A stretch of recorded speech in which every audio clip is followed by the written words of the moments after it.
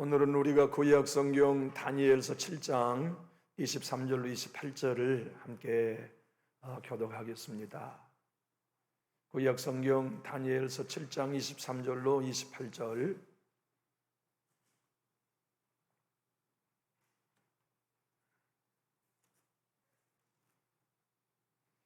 제가 23절을 먼저 받들겠습니다.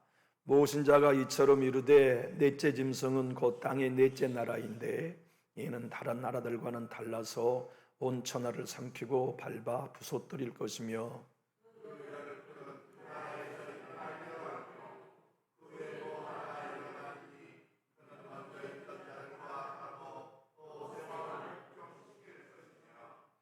그가 장차 지극히 높으신 이를 말로 대적하며 또 지극히 높으신 이의 성도를 괴롭게 할 것이며 그가 또 때와 법을 고치고자 할 것이며 성도들은 그의 손에 붙임받아 한 때와 두 때와 반 때를 지내리라.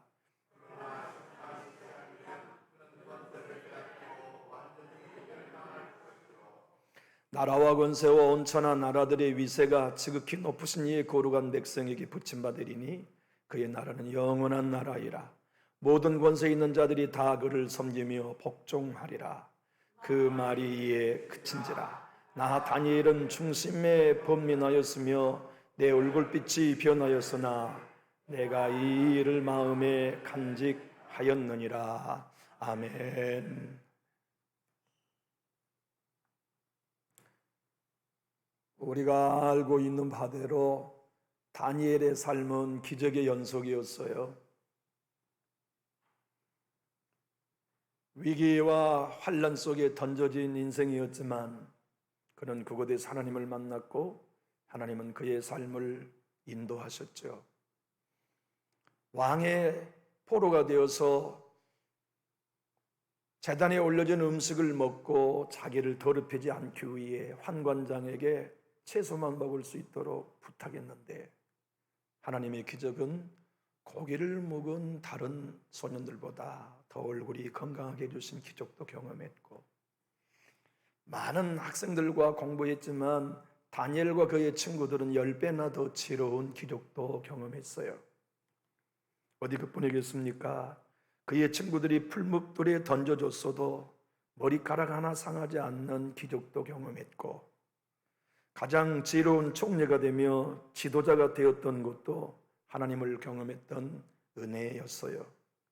바벨론이 나라가 망하고 메대와 바사의 나라의 총리가 됐을 때도 기적이었습니다. 그리고 그 나라가 페르시아로 합병된 이후에 총리가 된 것도 기적의 연속이었죠. 다니엘은 한마디로 말해서 그의 삶이 은혜요 축복이었습니다. 그런데 말이죠, 성경을 보면 오늘 본문도 분명히 기록하고 있는데 은혜가 넘친 만큼 시험도 넘쳤어요. 고난도 많았어요. 환난도 많았어요. 그것이 하나님의 사람들이 이 땅에 살아가는 삶의 방식이에요. 한번 생각해 보십시오.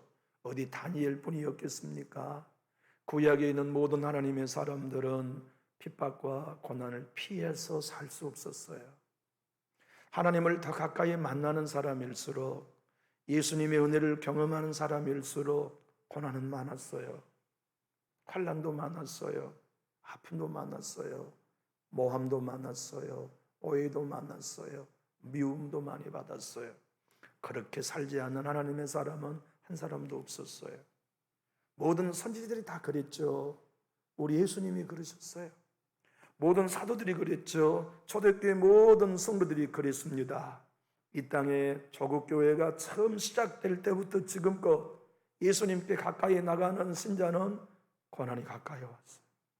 은혜에 가까이 나가는 가정은 환난에 더 가까이 폭풍으로 다가왔어요.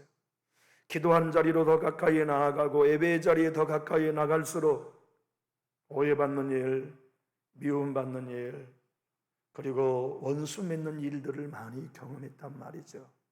우리는 그런 것들로부터 주섬주섬 믿음을 멀리 가기도 하고 예배의 자리를 더 멀리 하기도 하고 기도의 자리를 등지기도 하지만 하나님의 사람들은 그 일로 더 하나님께 가까이 나아갔어요. 이유를 알았기 때문이죠. 뭐냐면 이 세상은 사단이 지배하고 있는 나라요. 하나님의 백성이 되고 예수님을 믿는 사람은 저 하늘나라 백성이 되는 것이니 이 땅에 살아가는 한 하늘에 속한 사람은 땅에 속한 사람들에게 미움 받는 게 당연하다는 것을 알았기에 다니엘도 고난 속에 외외일 수는 없었어요. 오늘 여기 구원받고 주님을 사랑하는 믿음으로 살아가고 있는 여러분들에게 고난이 많습니까? 생각하지 못했던 오해를 많이 받고 있지는 않습니까? 주님을 사랑하면 사랑할수록, 주님의 이름으로 사랑을 베풀려고 하면 할수록 배신당하는 고통이 가슴에 화살처럼 다가오고 있지는 않습니까? 그래서 그걸로 인하여 난 지쳤어, 난 좀 쉬고 싶다, 나 편안하게 신앙하고 싶어 하는 마음에 혹시 기도의 자리를 멀리하고 계시지는 않나요? 혹시 성령님의 음성을 더 가까이 듣는 자리에서 멀리 벗어나고 있지는 않나요? 많은 사람들이 이런 다니엘의 환상을 풀어 해석하려고만 했어요. 이 다니엘이 오늘 본 환상은 요한계시록 13장, 19장의 요한 사도가 똑같이 본 환상이에요. 물론 마지막 대천년 환란 이후에 후 3년 반에 관한 예언이기도 해요. 그러나 그건 중요하지 않아요. 이것이 마지막 전천년설의 역사를 얘기하는가, 후천년설의 역사를 얘기하는가, 무천년설의 역사를 얘기하나, 그건 신학자들이나 싸우라고 하세요. 이 이야기는 전천년, 후천년설, 무천년설을 얘기하는 것이 아닙니다. 다시 말하면 주님 뜻대로 살고 있는 다니엘에게나 여러분과 저에게나 고난은 당연히 온다는 위로입니다. 네가 나를 사랑함으로, 네가 내 교회를 사랑함으로 오해받고 있다면 잘하고 있다. 그것이 내 사람이란 증거다. 힘내라. 조금만 더 견뎌라. 끝까지 승리하는 자가 되라. 세상의 방석을 쫓지 말고 핍박을 두려워하지 말고 영원하고 영원한 나라가 너를 위하여 예비되고 있으니 그 나라의 상급을 받는 자가 되라. 다니엘이 보았지 않냐? 다니엘아, 너만 환난 당한 거 아니야. 앞으로 메시아가 재림하신 그날, 네가 본 인자 그가 재림하신 그날에 적그리스도가 나타나지. 이게 바다에서 올라오는 네 번째 짐승이 바로 로마다. 10명의 뿔이 10명의 왕이 될 거다. 그 중에 하나의 뿔에서 이 눈이 있고 입이 있어 말하는데 그놈이 적그리스도가 될 거다. 그놈이 교회들을 핍박하고 성도들을 고난 가운데 밀어넣을 거다. 고난은 너만 받는 게 아니다. 내 사람이 된 모든 사람이면 핍박과 오해를 받는다. 그러나 너희를 위해 영원한 나라가 예비되어 있다. 성도가 이긴다. 나의 예수 안에 있는 자가 이긴다. 끝까지 자란 중에 선한 싸움을 싸워라 하시는 위로와 격려가 다니엘에게 주신 환상의 목적이지, 이게 천철연선인가? 이게 후철연설을 말하는가? 이게 무철연설을 말하는가? 그런 신학적 논쟁을 위해 준 말씀이 아니단 말이죠. 저는 오늘 여러분들에게 이 본문의 의미들을 낱낱이 설명할 필요도 있지만 그럴 필요를 덜 느끼게 됩니다. 왜냐하면 그것을 해석한 것보다 그 환상을 통하여 다니엘에게 힘을 조금만 더 내라. 이긴 중에 이겨라. 참은 중에 참아라. 사랑한 중에 사랑해라. 기도한 중에 기도해라. 곧 영원한 나라를 너희가 상급으로 주겠다고 하신 위로를 여러분에게도 전해드리고 싶은 것이에요. 오늘 본문의 말씀은 이렇게 얘기하신 것입니다. 한번 따라해 볼까요? 조금만 더 기다려라. 영원한 나라를 줄게. 이게 이 환상을 다니엘이 주신 목적이었어요. 그래서 저도 이 환상을 가지고 이 환상이 무슨 뜻인지를 설명하기보다 여러분에게도 하나님의 음성을 전해드리고 싶은 것입니다. 조금만 힘내십시오. 하나님의 영원한 나라가 여러분을 위해 예비되고 있습니다. 그 나라 때문에 우리는 살고 있는 거예요. 고난이 오고 오해가 와도 왜 이리 견뎌야 되나요? 그 나라가 예비되었으니까. 힘들고 모함당하는 거 아프잖아요. 누군들 나의 것 아까웠지 않는 사람 어디 있겠어요? 베풀고 섬겼는데 도리어 싫은 소리 들을 때 더 선한 일 하고 싶지 않을 때 있죠. 그런 마음인들 누군들 없겠어요. 그러나 그런 마음 들 때 주저앉지 말아요. 이제 그만해야 되겠다고 포기하지 말아요. 이제는 내 입장만 생각하고 살겠다고 생각하면 안 돼요. 이제는 내 단도리하고 나를 생각하며 내 식구들 생각하며 살아야지. 그냥 퍼주고 사랑한다 해도 좋은 일은 없다고 제발 생각하지 마세요. 실망이 되어도 더 퍼주고, 낙심이 되어도 더 위로해주고, 불편해도 더 사랑해주고, 나에게 아픔을 주고 배신하였어도 겁먹지 말고 또 배신당할 것을 계산하면서 사랑을 베풀면서 끝까지 달려가라. 이것이 다니엘에게 준 환상의 해석이요, 여러분과 저에게 주신 메시지입니다. 우리 오늘 본문을 PPT 1번과 함께 읽어볼까요? 하나님은 이렇게 다니엘에게 가브리엘 천사장을 통해 설명해 주셨어요. 25절 27절 화면을 보고 같이 읽어봅시다.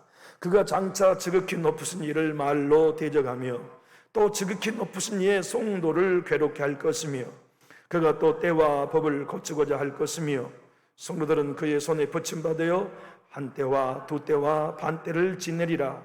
그러나 심판이 시작되면 그는 권세를 빼앗기고 완전히 멸망할 것이요 나라와 권세와 온 천하 나라들의 위세가 지극히 높으신 이의 거룩한 백성에게 붙임받으리니 그의 나라는 영원한 나라이라.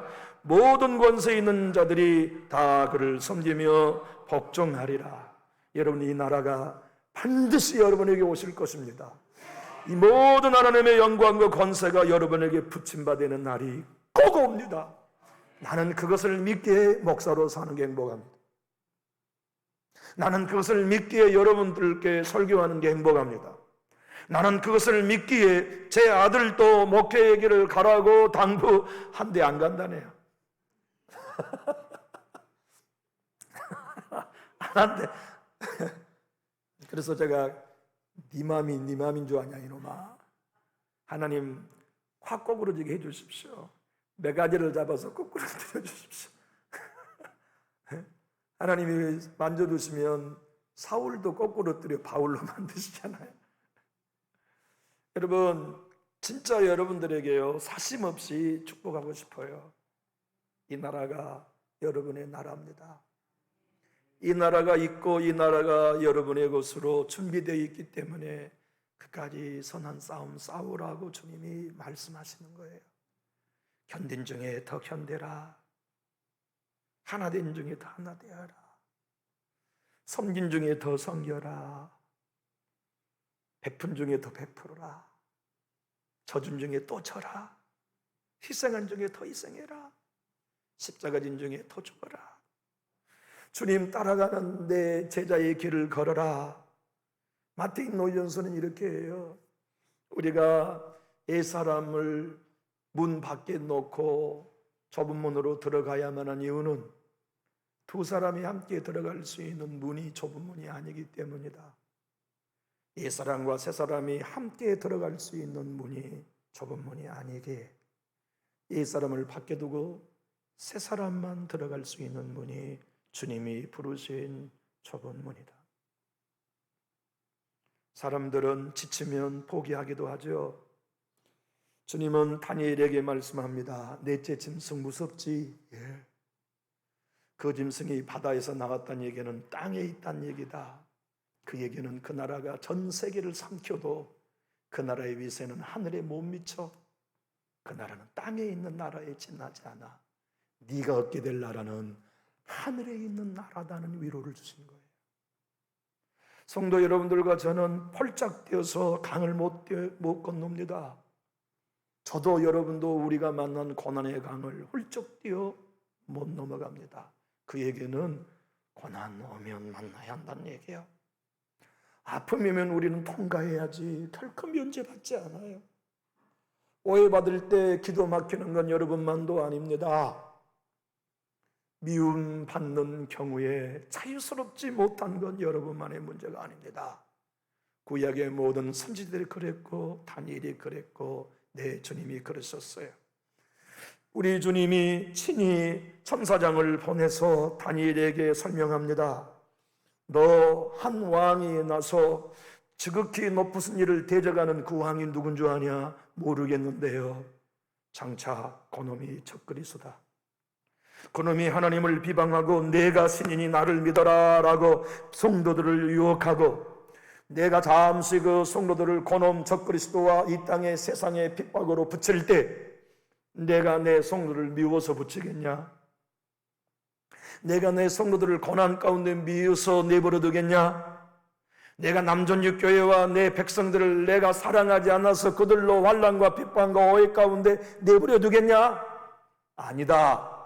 내가 하늘나라 얻을 수 있는 알곡으로 만들려고, 앞으로 남은 일상을 살면서 어떤 더 큰 시험과 환난을 만나도 흔들리지 않는 탄탄한 반석에 세워진 성도로 만들어서 다시 영원한 네가 본 인자가 구름 타고 내려와 성도들에게 나라를 줄 때 고난을 통과하여 이긴 모든 내 성도들에게 내 나라를 주려고 내가 너희를 훈련시키고 있다. 그러니 다니엘아, 힘내라. 지금 네가 어렵다고 절대 세상 방식으로 선택하지 말고 끝까지 믿음을 지키며, 오늘 여러분과 저에게는 말씀합니다. 세상 이단이 난무해도 걱정하지 마라. 세상에 거짓된 적그리스도 이단 사상이 난무해도 네가 걱정할 일 아니다. 그것이 마지막 때의 징조다. 네가 해야 될 일은 네 교회가, 네 자신이, 네 자손이 그 적그리스도의 거짓된 신앙에 물들지 않도록 깨어있는 일이 네가 할 일이다. 힘내라. 진리 안에 머물러라. 생명 안에 머물러라. 예수님 안에 머물러라 하시는 위로가 오늘 다니엘서 7장 넷째 짐승의 완성을 통하여 설명해 주시는 하나님의 위로입니다. 이 위로 여러분 받기 원하시면 아멘 합시다. 똑같은 환상을 요한 사도가 계시록 13장 5절로 6절에 보았습니다. 화면을 보고 한번 읽어볼까요? 시작. 또 짐승이 과장되고 신성 모독을 말하는 입을 받고 또 42달 동안 일할 권세를 받으니라. 짐승의 입을 벌려 하나님을 향하여 비방하되 그 이름과 그의 장막과 곧 하늘에 사는 자들을 비방하더라. 다니엘서 오늘 7장 똑같은 환상을 요한 사도가 보았어요. 한때란 말은 1년이란 얘기입니다. 두때란 말은 2년이란 말입니다. 반때란 말은 6년입니다. 그래서 여기서도 42달이라고 설명했던 것이에요. 여러분, 고난이 42달 동안 계속된다면 목회자도 견디기 어려울걸요. 그러지 않겠어요? 하나의 고난이 넘어가고 해결되고 나니까 이겨내는 거지, 해결되지 않는 하나의 고난이 42달 동안 계속된다면 쉽지 않을걸요. 여러분의 가정도 하나의 고난이 해결되고 또 다른 고난이 오면 해결될 줄 믿고 견디는 거지, 해결되지 않는 고난이 42달 계속 우리를 압박한다면 견뎌내기 어려울걸요. 사람들은 이것이 전철연선, 후철연선의 귀중한 단서로 이해합니다. 다시 말하면 내 주님이 이 땅에 재림하실 날이 이 대환란이 있기 전에 오시는가? 그게 전철연설이에요. 이 본문 말씀 후에 예수님이 재림하실 것인가? 그게 후철연설이에요. 그런데 이 본문 한때, 두때, 반때, 3년 6개월이라는 것이 그렇게 말하는 3년 6개월이 아니라 내 주님이 승천하신 이후부터 재림하실 그때까지의 기간을 3년 6개월로 이해하는 게 무철연선이라고 하는 신학적 주제입니다. 그런데 이것이 분명한 것은 예수님이 승천하셔서 교회가 탄생하는 날로부터 지금껏 교회는 핍박받고 있잖아요. 지금껏 교회는 거짓된 적그리스도의 위협과 거짓 신앙으로부터 교회는 지금까지 위협받고 있잖아요. 고난으로 인하여 넘어지는 성도보다 이단 사상으로 넘어진 신자가 많습니다. 핍박으로 인하여, 질병으로 인하여, 오해로 인하여 비방을 받는 가슴에 꽂힌 화살로 인하여 넘어진 신자보다 거짓된 적그리스도 이단 사상에 뺏긴 영혼이 더 많아요. 바로 그 얘기를 다니엘에게 하신 것이에요. 요한 사도에게 하신 거예요.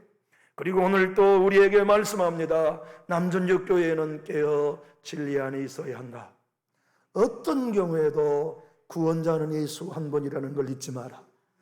남전역 교회는 누가 뭐라 해도 십자가의 복음 안에만 있어라. 누가 뭐라 해도 예수 십자가의 보혈만을 의지해라. 거짓 영을 따라가지 말고 이적을 쫓지 말고 진리의 영이신 성령님의 감동 안에만 있어라. 내 교회가 되어라, 내 지체가 되어라, 나의 나라가 되어라 라고 주님이 여러분 저에게 격려하시는 말씀이 바로 오늘 다니엘서 이야기입니다. 사도 바울은 데살로니가 교회와 우리에게 데살로니가 후서 2장 3절로 4절에 이렇게 격려했습니다. 이 이야기는 다니엘서 7장과 요한계시록 13장을 사도 바울이 해설한 것입니다. 한번 읽어볼까요? 시작. 누가 어떻게 하여도 너희가 미혹되지 말라. 먼저 배교하는 일이 있고 저 불법의 사람 곧 멸망의 아들이 나타나기 전에는 그날이 이르지 아니하리니 그는 대적하는 자라 신이라고 불리는 모든 것과 성병을 받는 것에 대항하여 그 위에 자기를 높이고 하나님의 성전에 앉아 자기를 하나님이라고 내세우는 거짓된 적그리스도가 그때도 지금도 얼마나 많습니까? 우리는 마지막 시대를 분명히 살고 있어요. 내 자녀들과 우리 교회가 예수님 안에 성령 안에 진리 안에 있기를 위해 기도해야 하는 것은 마땅하지만 동시에 잊지 말아야 될 것은 우리 교회가 이단에 빠지지 않도록 기도해야 합니다. 내 자녀들이 예수님 안에 교회 안에 오도록 기도해야 하지만 어떤 경우에도 이단으로 영혼을 뺏기지 않도록 기도해야 합니다. 그것이 얼마나 중요한가 하는 것을 다니엘서를 통하여 미리 보여주셨고 신약 성경 전체를 통해 우리에게 설명하셨지요. 다니엘이 보았던 환상을 사도 요한은 요한계시록 11장에 똑같이 또 한 번 봅니다. 11장 1절로 3절을 우리 한번 화면을 보고 읽어보실까요? 시작. 또 내게 지팡이 같은 갈대를 주며 말하기를 일어나 하나님의 성전과 제단과 그 안에 경배하는 자들을 청량하되 성전 바깥 마당은 청량하지 말고 그냥 두라. 이것은 이방인에게 주었은즉 그들이 걸어간 성 42달 동안 짓밟으리라. 내가 나의 두 증인에게 권세를 주리니 그들이 굵은 베옷을 입고 1262일을 내어나리라. 이때가 한때, 두때, 반때인 3년 6개월 42개월이 날짜로 1260일인 것이에요. 이건 다니엘만 본 게 아닙니다. 다니엘 7장은요 마태복음 24장과 25장의 해설서라니까요. 종말에 관한 묵시록이에요. 근데 그것을 해석하는 의견이 다 달라요. 우리는 설교자가 받기 쉬운 함정은 그겁니다. 이게 전철연선을 말하는 건가, 후철연선을 말하는 건가, 무철연선을 말하는 건가, 그것 가지고 고민하면 안 돼요. 우리는 그런 신학적인 사상들보다 이 메시지를 통해 주님이 우리에게 주신 의도가 무언가를 발견하는 것, 그것을 제가 여러분들에게 나눠드려야 설교자로서 제 소임을 다하는 거예요.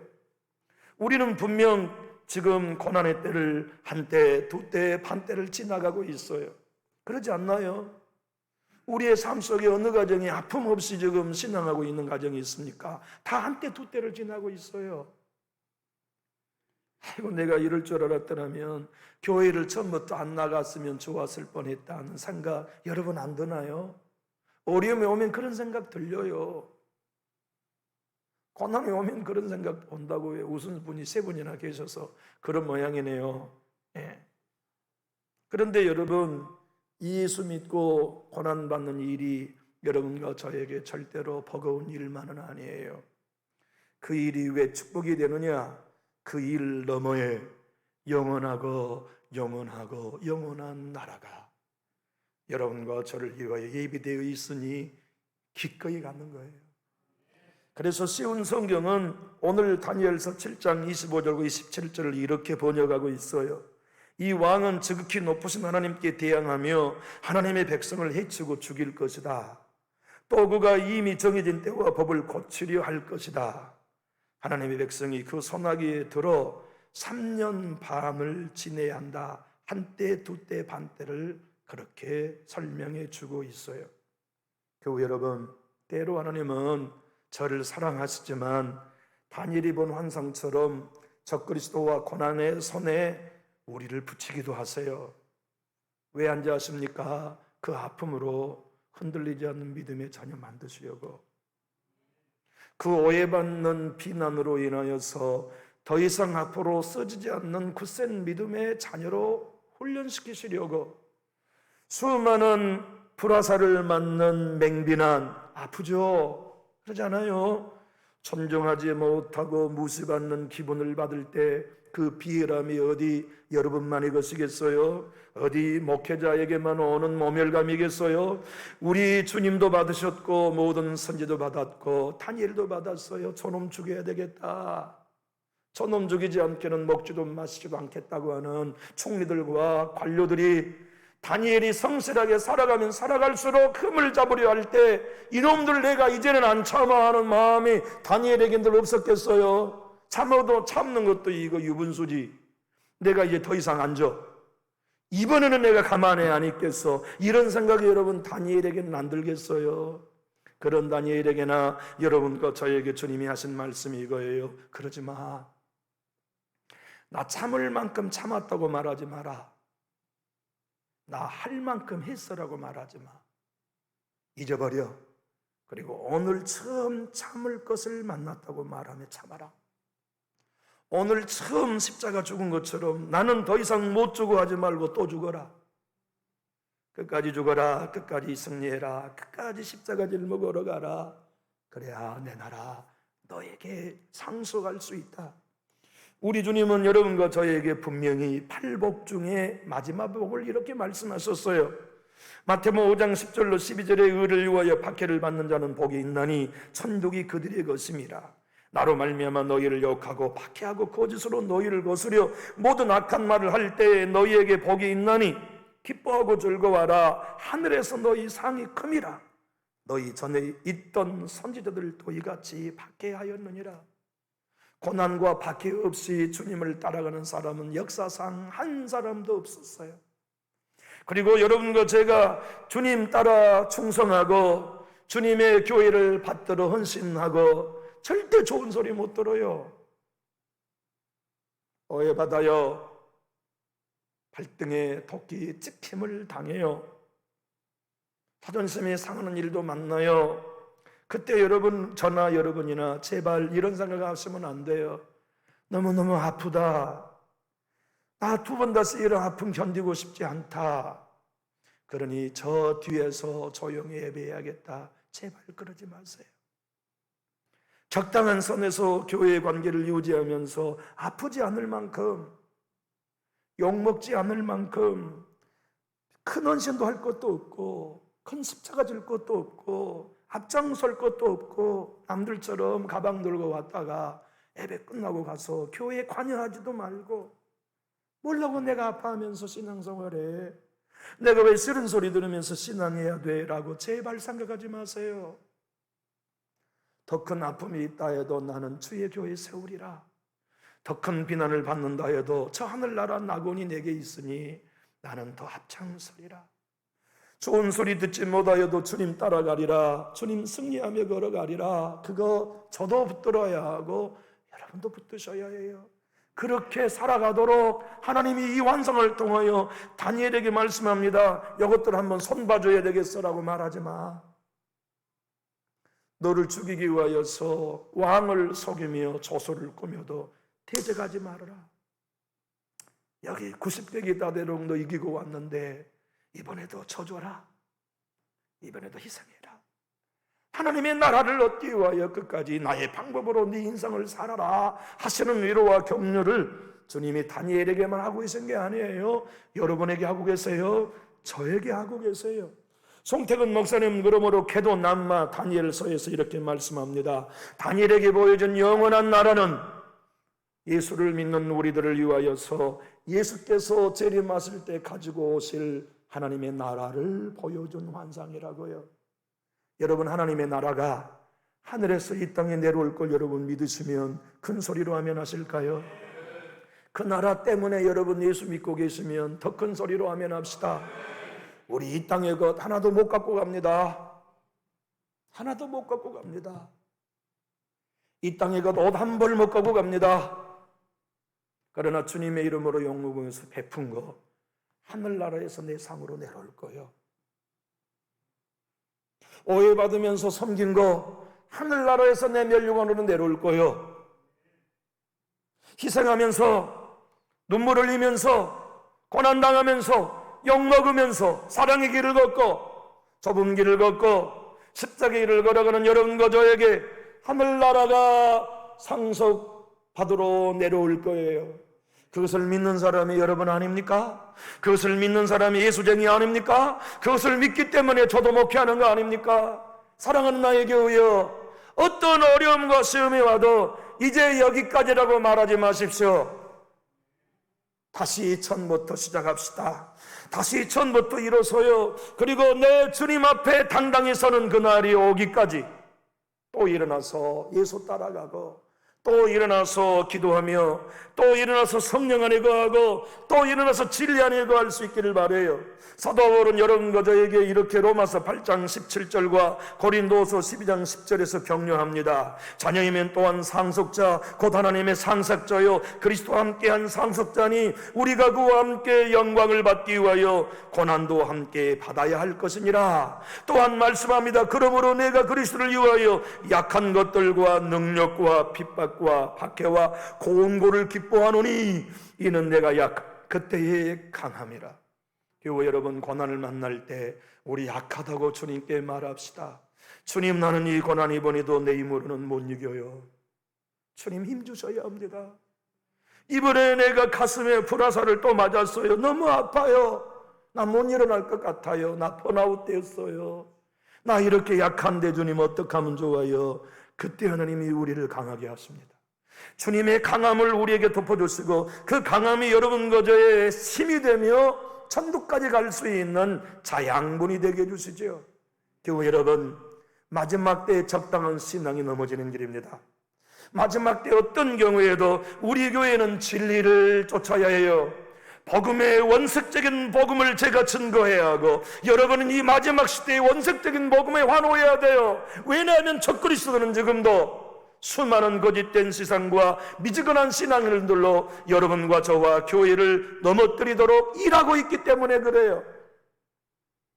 송태근 목사님은 이렇게 얘기합니다. 하나님께서 다니엘에게 보여준 네 번째 환상은 결국 마지막 때의 교회의 승리는 진리의 전쟁의 승리여야 한다. 사랑하는 교회 여러분, 여러분이 십자가의 복음에 환호하고 계시나요?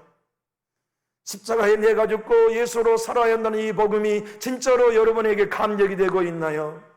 마지막 교회가 살 길은 그 복음에 있습니다. 그 복음이 선명하고 그 복음에 저도 반응하고 여러분에게 반응해야만 하늘나라에서 내려올 영원한 나를 얻을 준비를 우리는 할 수 있는 거예요. 적당한 선에서 윤리적이며 적당한 선에서 성도 여러분들의 귓가에 즐거운 나팔 소리를 왜 저인들 외치지 못하겠습니까? 새벽에도 여러분의 귀에 즐거운 소리를 내 제가 설교하지 못하겠습니다. 저 잘할 수 있습니다. 여러분이 환호할 수 있는, 여러분이 아멘하며 춤추는 축복의 설교 제가 잘할 수 있습니다.